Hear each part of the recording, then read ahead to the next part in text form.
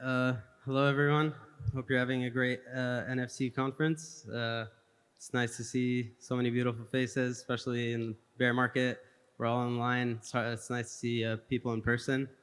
So yeah, today I'll be presenting on how and why social media is broken and how we're trying to fix it at Cyberconnect. My name is Nazih. I originally was not meant to be presenting, but my coworker didn't get his visa in time, so here I am. I'm the head of data at Cyberconnect, decentralized social graph protocol. So yeah, without further ado, let's get started. So I'm sure many of you have seen this countless times at this point, but a good way to first introduce the problem of social media, or like the problems with social media, is to introduce this kind of like mental model of how to think of the history of the web. And it essentially breaks up the web into three discrete phases. I won't go into the details of each, but essentially Web 1 was read, Web 2, read and write, and then now Web 3 is read, write, and own.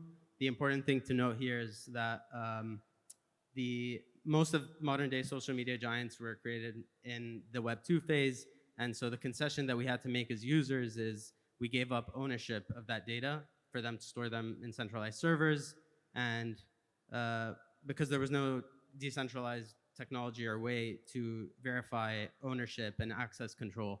And so now these companies, Facebook, Twitter, TikTok, they essentially have entire control over our data, how it's used, where it's stored, and who has access to it. And we think that's a major flaw. And many of you might be thinking, yeah, sure, them owning our data sucks, but Twitter's still great, Instagram's still great. Like, I don't really care. Like, these companies can have my data as long as they give me this free, great experience. But next, I'll talk about reasons why we believe that it is a major flaw for this data to be centralized and some of the real impacts it has on you as users and as content creators as well. So breaking up the major flaws with current social media into four major buckets. One is censorship. Two is lost creator value. Three is data silos and redundant data. And then four are misaligned incentives and stifled innovation. So starting off with number one, censorship. Censorship can come in many different forms. I'm sure many of you have either experienced this directly or like people you follow, creators, politicians, whatever it is, can get censored on social media. One a very direct form of this is just straight up deplatforming, where they ban your account. And you can see on this image on the right, last year, almost slightly over a year ago,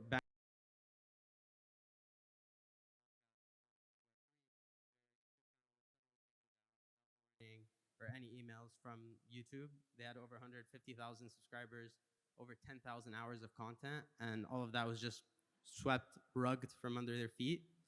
So clearly, there's a massive impact. Years of work can be taken away. Or if you're an NFT creator or someone that makes their living off of Instagram or something, you can lose your livelihood just at the whim of these companies. Another one is moderation. So these platforms have billions of users, yet fundamentally the moderation comes down to the decision of a very few people. So they essentially, with that moderation, are able to control political discourse, what people see and can't see. And so that's a huge problem and can really lead to some dystopian type of future.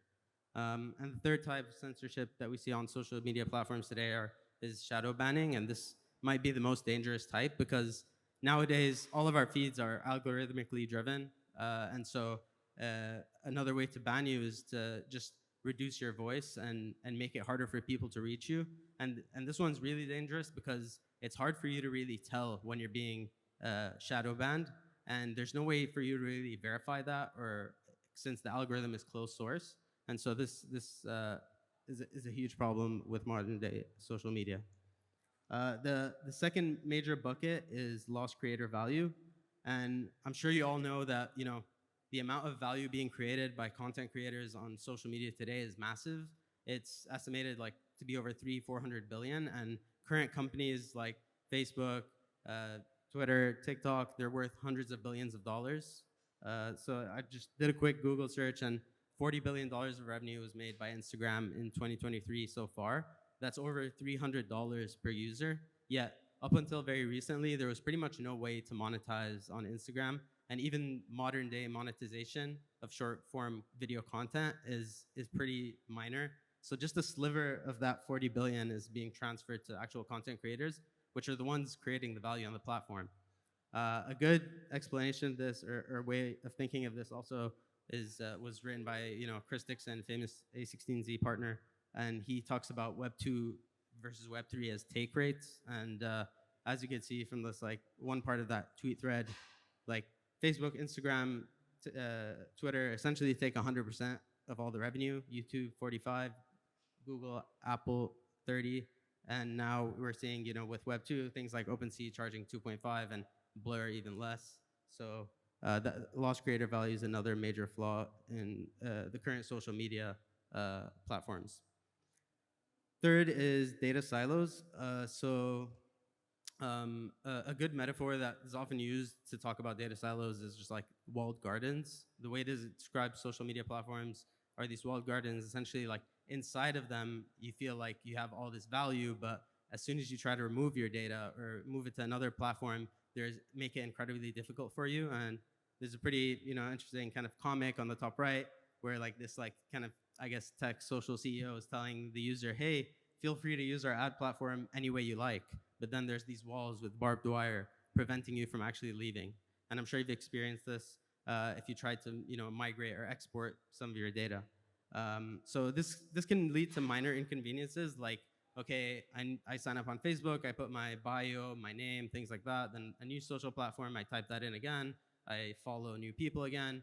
So that could be interpreted as a minor inconvenience because you just have to do the same thing over and over. But I think there's other inconveniences that are actually much larger, and that's the loss of composability and interoperability between different social applications. So imagine today you follow someone on Instagram, you follow an artist, right? That does not influence what you see on Spotify, right? On Spotify, it's completely different. Like those two systems don't talk to each other, and so you can't get recommended a song based on your interests or your social graph within another platform. Similarly, if you listen to a podcast on Spotify, it's not going to influence your Substack recommendations. So that's largely because of these walled gardens. They don't want that data to be interoperable without them benefiting monetarily from it. So that's another major flaw. And yeah, I'm sure you've seen, when you sign up for a new app, it asks you what are your interests, because there is that cold start problem where they don't have data on you yet, and they can't use the other platforms because they're stopping them from it. So you have to go through this ridiculous questionnaire to try and figure out who you are. And the last major flaw are misaligned incentives and stifled innovation. This might be the largest ones, but it's clear that the incentives are misaligned, right? These platforms, they're optimizing for ad revenue and they're optimizing for your attention, right? They want to maximize the money they're getting from advertisers, so they're prioritizing them over you as the user. And they sensationalize coverage because they know that that's what drives attention. On the other hand, users just want to optimize for a good experience. They want to learn, they want to grow, they want to just benefit from it without spending hours on end looking at ads, looking at content that they don't really care about. And so one way these platforms are doing this is they're keeping all these algorithms closed source, right? They don't want you to know how the fact that they're optimizing actually for ad spend, for attention, right? They just want you to to continue to use the app. And so the incentives in this ad-based model are completely misaligned, and that's a major flaw. And on a similar note, this also stifles innovation because basically these walled gardens, right? They're trying to maintain all the data within their platform, and they're trying to keep you coming back to Instagram, keep coming back to Facebook.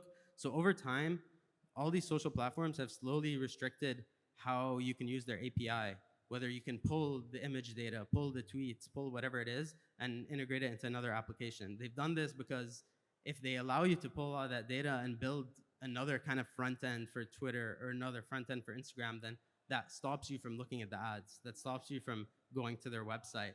And so A good example of this is actually Twitter. So in the early days of Twitter, their API in 2006, 2010, their API was like free for all. You just need a username, password, and developers could essentially access all Twitter data. And the third-party ecosystem and apps built on top of Twitter at that time were flourishing. Like a lot of modern-day features on Twitter, retweets, quote tweets, even like the iPhone client were built by third parties because of how much access they had, the third-party access to the API. But over time, Twitter internalized these features, internalized all this, and then slowly started gaining access more and more because they didn't want these, Twitter bots or whatever, Twitter front ends to drive people away from Twitter. And so this is all culminated, and now in 2023, we see that Twitter only offers 3 usable API plans, the lowest at which starts at $42,000 a month. Anything else, you can't really build an application as a small developer on Twitter. So this blocks out a lot of innovation. 99% of developers can't access it.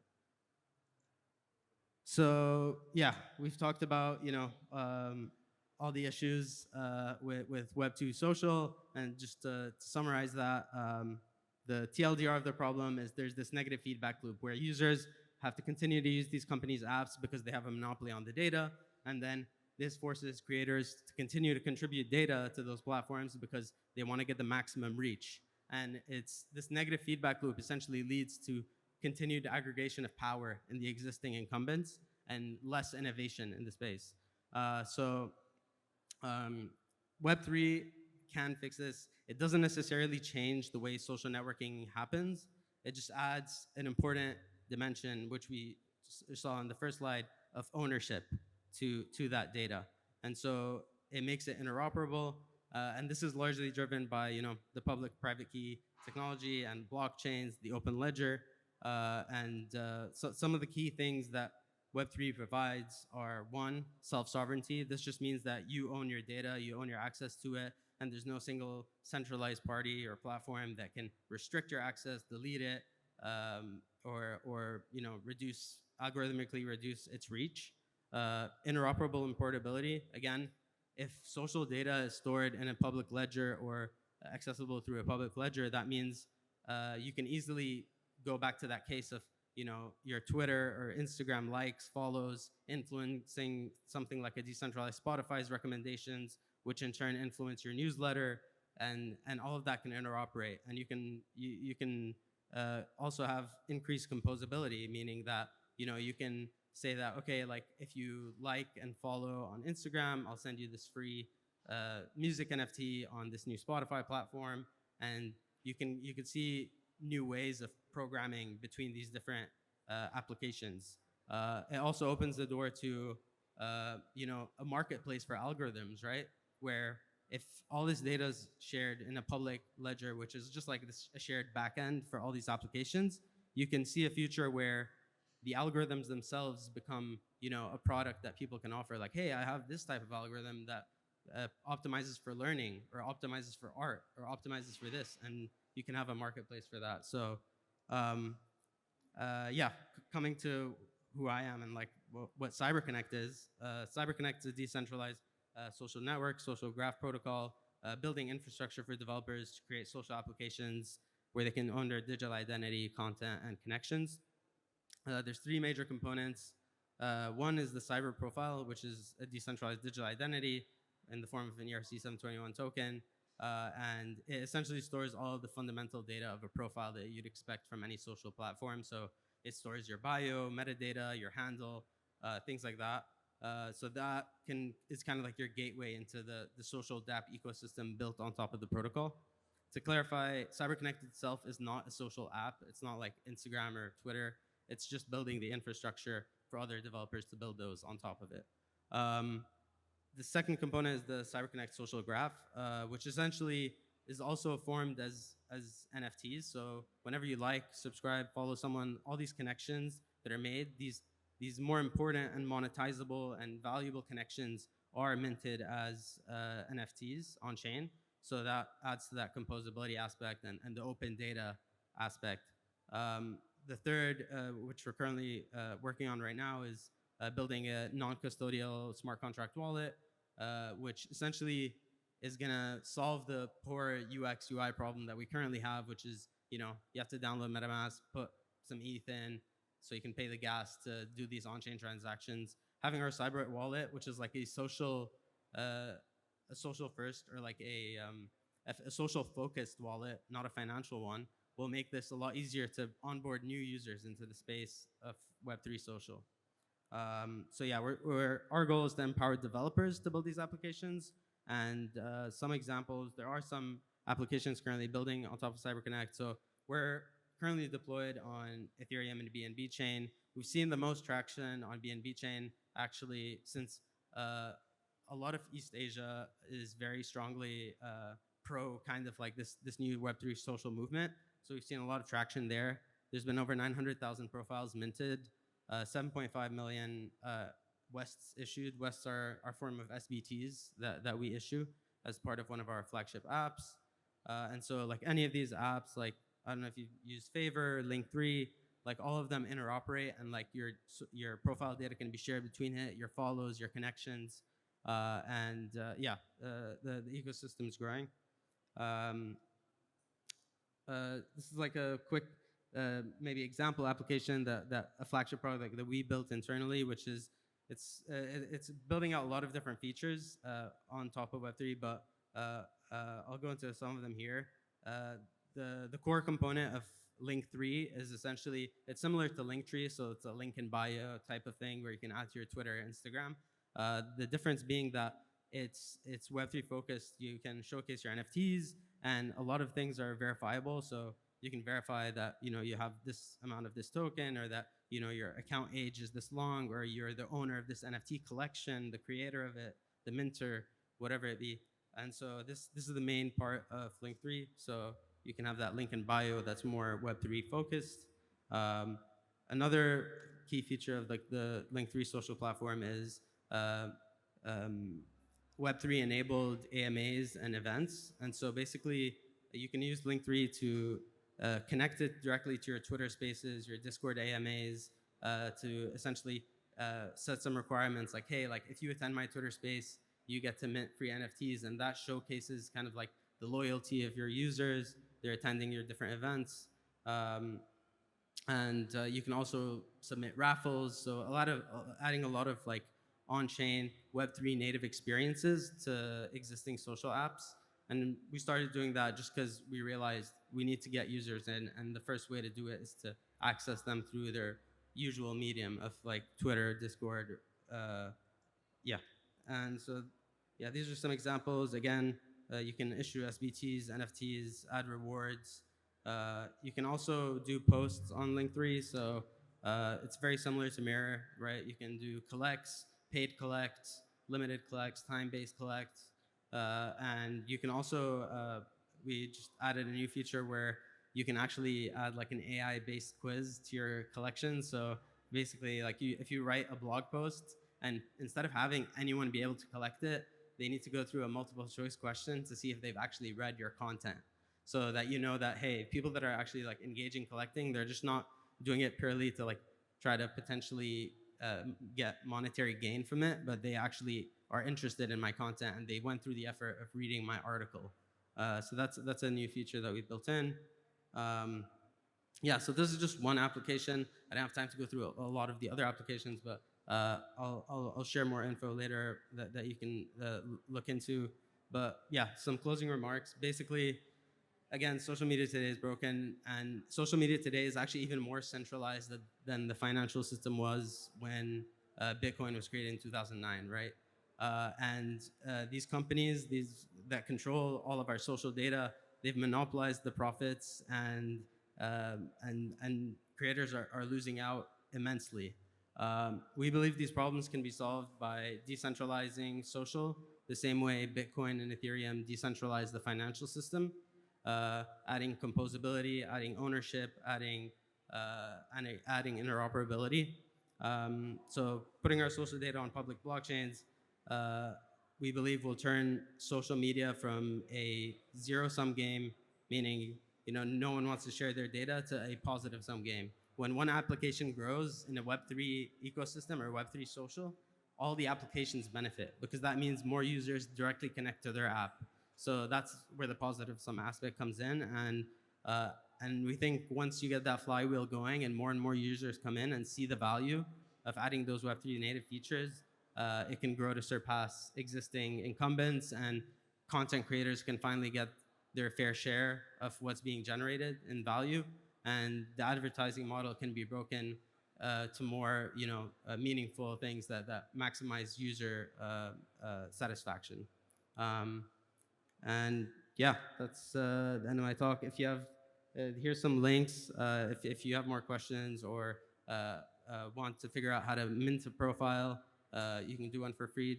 I'll give you a QR code after this. Forgot to put it on the slide. But yeah, I'll take any questions if anyone has some, if we have time. Yeah, go. Yeah, you.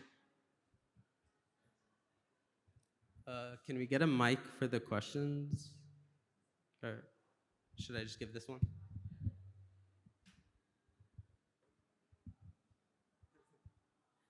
Thank you very much. Thank you very much.